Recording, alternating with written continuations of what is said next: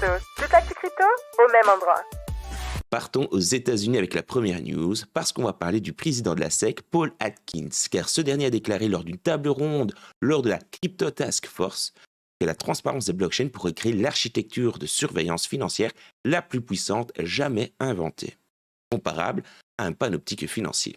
Il souligne que les transactions pseudonymes restent traçables, permettant ainsi un lien potentiel entre expéditeurs et destinataires, contrairement à l'anonymat des espèces.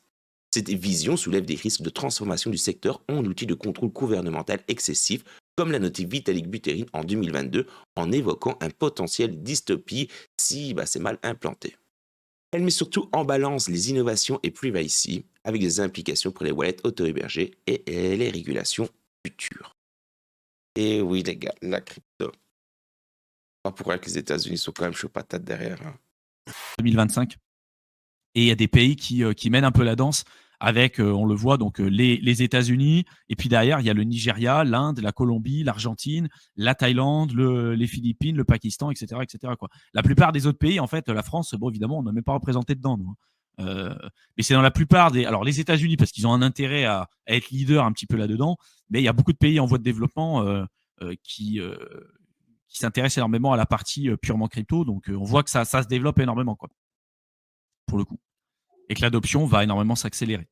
Après, il parle de la partie multi-chain avec Ethereum, les L2 qui se sont développés. Donc, on voit que avec Base, Polygon, Arbitrum, Optimism et tout, et puis la scalabilité de l'Ether sur les Layer 2, ça s'est énormément développé, mais que pour l'instant, le leader, ça reste toujours Ether. Et pareil aussi en termes de développeurs. Aujourd'hui, donc, on va parler de vie privée parce que certaines données du ministère de l'Intérieur ont fuité. C'était la nuit dernière, je crois. En tout cas, que l'annonce a été faite.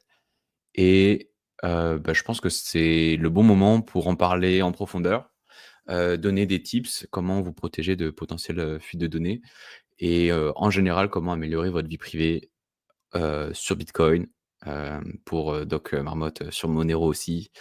Et on va peut-être aussi parler d'Ethereum. J'ai envie de taper un petit peu dessus et de mettre en avant que c'est vraiment de la merde niveau vie privée et que il faut éviter d'utiliser Ethereum si vous tenez à votre vie privée. Ou alors, il faut le faire d'une manière très, très spéciale. On va enchaîner avec MetaMask parce qu'il y a quelques heures, c'est-à-dire le 15 décembre 2025, ils ont annoncé l'intégration native de Bitcoin, initialement donc avec un support Segwit et Taproot prévu ultérieurement. Cela permet donc de gérer des bitcoins aux côtés des actifs sur Ethereum, Solana, Monad et d'autres blockchains dans une interface unique pour plus de 100 millions d'utilisateurs. Des teasers datés de février 2025 avec un déploiement prévu pour fin 2025. Parallèlement, je vous rappelle que vous avez toujours la possibilité de participer à l'airdrop de MetaMask qui a été lancé le 8 octobre et le but de la démarche, c'est tout simplement d'utiliser le portefeuille. Spécialement rassurant. Dans ce message posté par Indra, l'un des administrateurs, donc l'un des hackers, il fait état donc de plus de 16 millions de personnes concernées. Des données personnelles qui sont issues de la base de données policière et judiciaire sensible. TAJ, traitement des antécédents judiciaires. FPR, fichier des personnes recherchées. Cela concernerait aussi des données provenant des impôts, des retraites, ce qui impliquerait une possible connaissance des revenus réels, du patrimoine, de la situation financière des particuliers et des entreprises. Alors actuellement, les hackers ont fait une demande de rançon. En échange de quoi, ils s'engageraient à ne pas diffuser ces informations. À ce stade, on ne sait pas si l'État a l'intention de payer. Quoi qu'il en soit, je ne sais pas si tu te rends compte, on parle tout de même du ministère de l'Intérieur. Jusque-là, rien de particulier, sauf que du coup, suite à ce listing, ça a créé en fait une sorte de short squeeze, et donc tous les gens qui pensaient que ce token allait mourir sont fait liquider, le truc a commencé à monter. En plus de ça, c'est arrivé à un moment où UA a donné un peu des mises à jour par rapport au pipin, à ce qui se passait. On a aussi eu une petite résurgence de l'AI et des agents AI, avec aussi le Virtuaz d'ailleurs, qui avait fait un petit pump. Et donc en fait, tout ça est arrivé en même temps. Et du coup, des baleines, des whales de la première heure se sont mis à acheter massivement ce token. C'est des millions. En quelques jours, en quelques instants, c'est quasiment 20 millions de dollars de tokens qui ont été achetés. Et depuis en fait cette date, on a toujours ces mêmes wallets, ces anciens wallets, qui achètent régulièrement du pipin, genre du 100-300 dollars quasiment tous les jours comme ça, en boucle. Et donc ça génère du wash trading, du faux volume. Et actuellement, le top 250 des holders détient 97% de toute la supply, donc c'est immense. Et du coup, c'est très manipulable. En plus, certains KOL ont été engagés sur Twitter pour du coup bull poster, pour dire du bien et que le token allait monter to the moon, donc sur Twitter. Et donc tout ça fait que le pipin actuellement monte, mais de manière, vous l'avez compris, inorganique. N'empêche que je trouvais intéressant de revenir sur l'histoire du pipin, de ses origines au pump actuel. Au résultat, les gars, c'est votre réaction émotionnelle face au marché. Quand vous êtes dans une période de correction comme celle qu'on a actuellement, là on a eu un léger rebond, mais c'est pas terminé. C'est pas des analyses techniques qui vont dominer le tout, mais ça va vraiment être votre comportement que vous allez avoir sur ces moments-là. Il faut comprendre comment on va les traverser, comment on traverse ces phases de marché de façon intelligente. Donc il y a plusieurs stratégies. Quand on a le marché qui devient instable, l'objectif, ça va être de rester le plus lucide possible. Donc, on va protéger son capital, vous allez réduire votre levier, vous évitez les expositions qui sont trop agressives et vous gardez toujours une réserve de stablecoin quand vous êtes sur le marché crypto. Toutes les personnes qui vont survivre à ces grosses phases de liquidation, ces grosses phases de manipulation et ces grosses phases de correction, c'est les personnes qui, derrière, ils ont eu de la marge pour saisir les opportunités quand elles se présentent devant elles. Donc, toujours avoir de la liquidité, des USDT, USDC, des stablecoins de côté. Il faut aussi éviter tout ce qui est surexposition aux mêmes coins et aux altcoins risqués. Ensuite, le gros narratif, en fait, en ce moment, c'est les stablecoins, d'accord. Les stablecoins se développent énormément. Le nombre de stablecoins qui ont été développés, c'est quand même assez fou. Tu as eu le GHO, par exemple, de AV, tu as celui de PayPal, tu as celui de XRP, là, dernièrement, qui avait été lancé. Il y avait le USDE de Ethena. Enfin bref, il y en a plein qui se développent. Et puis après, avec tous ceux qui sont un peu plus centralisés, avec la partie sur PayPal et tous les autres, voilà, ça se développe énormément. Il y a une demande importante là-dessus, avec le Genius Bill Act qui permet de légiférer, de populariser tout ça. C'est-à-dire pas pour rien que Trump a lancé aussi toute une panoplie de produits pour développer son stablecoin, l'USD1. Après, il y a eu le rebranding aussi de MakerDAO en Sky qui ont permis de relancer un autre stablecoin en parallèle du DAI qui existait à l'époque. Ensuite, ça continue sur les banques qui arrivent tous. Maintenant, c'est les Mastercard, Visa. Circle a repris hier justement son envolée boursière parce que Visa a annoncé qu'ils vont lancer les paiements en USDC. Ce qui est intéressant, c'est que ça se passera sur Solana. Assez étonnant. On aurait plutôt vu ça sur Ethereum, mais ça se passe sur Solana. Parlons de JP Morgan. Je vous ai dit la plus grande banque des États-Unis. Regardez, si on regarde les plus grandes banques américaines, JP Morgan, si on prend le critère des actifs sous gestion, JP Morgan, c'est la première banque, 4357 milliards d'actifs, c'est juste énorme. C'est devant Bank of America. Et JP Morgan vient de lancer son fonds tokenisé, son fonds monétaire tokenisé sur le réseau Ethereum. Donc un fonds monétaire tokenisé, c'est un fonds qui permet d'investir des dollars et d'avoir le rendement associé des bons du trésor, donc 4-5% de rendement. C'est exactement ce que BlackRock a déjà fait avec son fonds Beedle. Là, JP Morgan fait pareil. Le fonds s'appelle My On-Chain Net Yield Fund. Donc, le ticker, ça fait Money, M-O-N-Y. Et c'est lancé sur Ethereum. Et ça montre encore une fois, quand les institutionnels qui ont des milliards et des milliards veulent débarquer sur une blockchain, ils vont pas aller sur un petit projet. Ils vont pas aller sur un petit projet contrôlé par une entreprise. Ils préfèrent aller sur un terrain de jeu neutre, un terrain de jeu où il y a déjà des milliards et des milliards de dollars.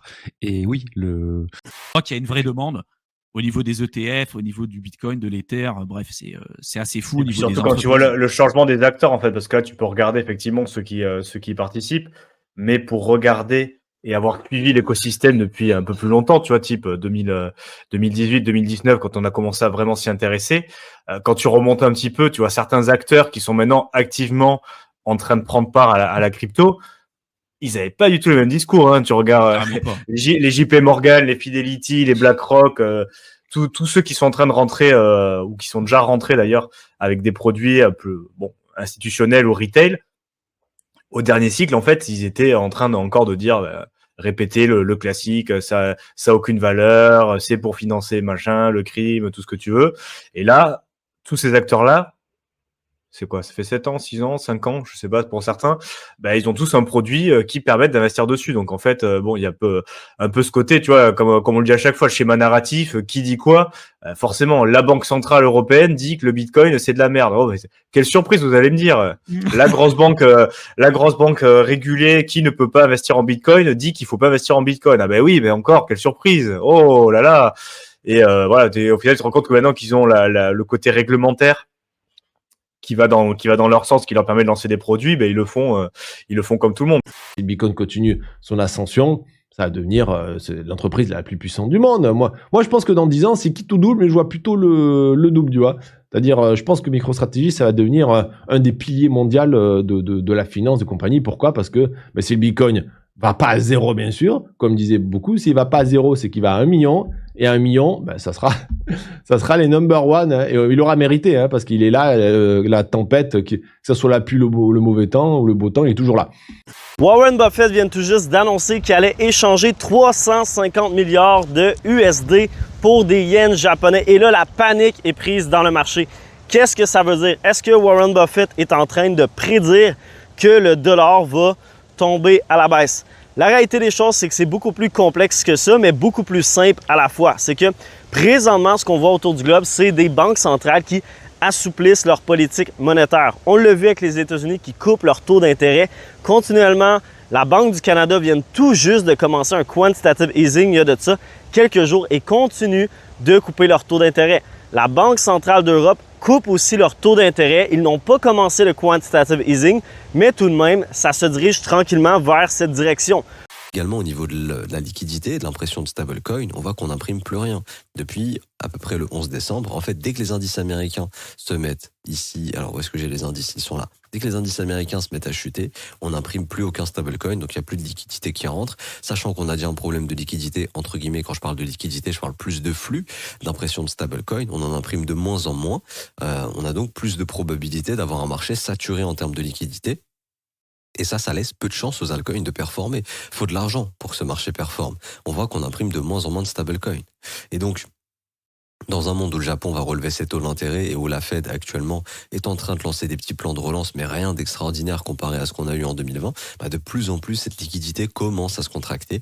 Et ça fait pas malheureusement le ménage des altcoins pour le moment. Donc, voilà, c'est juste pour rappeler que ça reste une dynamique baissière, plutôt moyen terme, long terme aussi en soi sur les alts contre Bitcoin. Pour l'instant, petit Bitcoin d'amour, ça respire pas la divergence haussière. On aimerait, mais pas encore. Là, on voit qu'il est en train de tatouiller encore sa bande inférieure de Bollinger. Là, il y a une petite bougie verte. Si ce soir, il clôture au-dessus de sa Kijun, son prix moyen sur les 26 derniers jours au 87 632, ça sera une bonne nouvelle. Ça veut dire que les boules essayent de faire des choses. Après, ça va attaquer la Tenkan au 89 950 et passer la Tenkan, ça peut partir chercher les 94, voire plus haut. Bon, ça, c'est scénario plutôt boule. Scénario bear, c'est qu'il continue demain, bam, à mettre un coup sur la bande inférieure de Bollinger. Elle continue à s'écarter. C'est parti. Pour le to the par terre, c'est ce que nous dit la structure depuis longtemps, c'est aller chercher ici le plus bas au 8638 et on va prier pour que il trouve un double bottom dessus. On est le 17 décembre, donc ça fait déjà un mois qu'on est dans ce range, donc c'est chiant, on va pas se mentir, c'est chiant. Mais ce qui est bien, la bonne nouvelle de tout ça, c'est qu'à un moment donné, un range finit toujours par péter. Et donc étant donné que les bandes de Bollinger sont ultra compressées sur le Bitcoin, quand ça va se mettre à péter, ça risque de péter avec de la volatilité. Alors, bien évidemment, je suis comme vous, on aimerait tous que le Bitcoin pète par le haut pour aller rechercher des points beaucoup plus hauts. Mais attention tout de même, en cas de cassure du range par le bas, là, ça va précipiter la chute. Là, clairement, on n'est pas en train de parler d'un mouvement à 200-300 $. Là, on est en train de parler d'un mouvement à 10% peut-être. Donc là, soit on casse le range par le bas, à 84 700 $. Donc effectivement, là, dans ce cas-là, porte ouverte pour aller chercher les 81 533, 79 669 ou encore les 77 980, voire même les 74 000 $. Donc là, en cas de cassure du range par le bas, effectivement, c'est ce qui peut être à privilégier, effectivement, mais pour l'instant, ce n'est pas le cas. Pour l'instant, attention, on n'a pas de cassure du range, on est dedans. Donc pour l'instant, pas de panique. Max Payne maintenant est à 98 000 $ le 26 décembre. Donc dans 10 jours. Dans 10 jours, il Il y aura 23 milliards de dollars qui expireront. Donc ça va être pas mal, hein. Ça va créer beaucoup de volatilité. Donc il faudra vraiment suivre le cours le 26 décembre, les gars. S'il n'est pas, du coup, à 98 000 dollars, une majorité vont gagner. Alors une majorité, ok, ça va dépendre le niveau, je pense, globalement. Mais max pain, c'est-à-dire que là, à cet endroit-là, ça fait très mal. À ce prix-là, la majorité perd. Donc à 98 000 dollars, la majorité perd. Ça veut dire que en option, globalement, tout le monde est placé en short. Voilà ce que ça veut dire. Par ailleurs, si vous examinez les données on-chain, les investisseurs au court terme sont sous pression. Bon, c'est pas difficile à deviner. Concrètement, ça signifie que le nombre d'investisseurs au court terme qui vendent à perte est de plus en plus élevé. Et comme vous pouvez le constater, la courbe est largement dans le rouge, ce qui signifie que beaucoup de personnes vendent à perte à partir des shorts, des holders au court terme. Cependant, eh bien, il s'agit également de la plus forte variation sur 7 jours depuis le crash de FTX en 2022. Donc, il faut également garder à l'esprit que généralement, lorsqu'on observe énormément de personnes qui vendent à perte, ça a tendance à coïncider avec un potentiel retournement de tendance à la hausse. Et c'est assez logique parce que les gens vendent à perte, mais à un moment donné, eh bien, on va manquer de vendeurs forcément. Et alors, eh bien, les gros investisseurs vont continuer, qui continuent toujours d'accumuler du Bitcoin, eh bien, vont pousser le prix à la hausse lorsque plus personne, eh bien, n'est là pour ajouter de la pression de vente. Alors, ça t'a plu? Fais-le moi savoir en commentaire.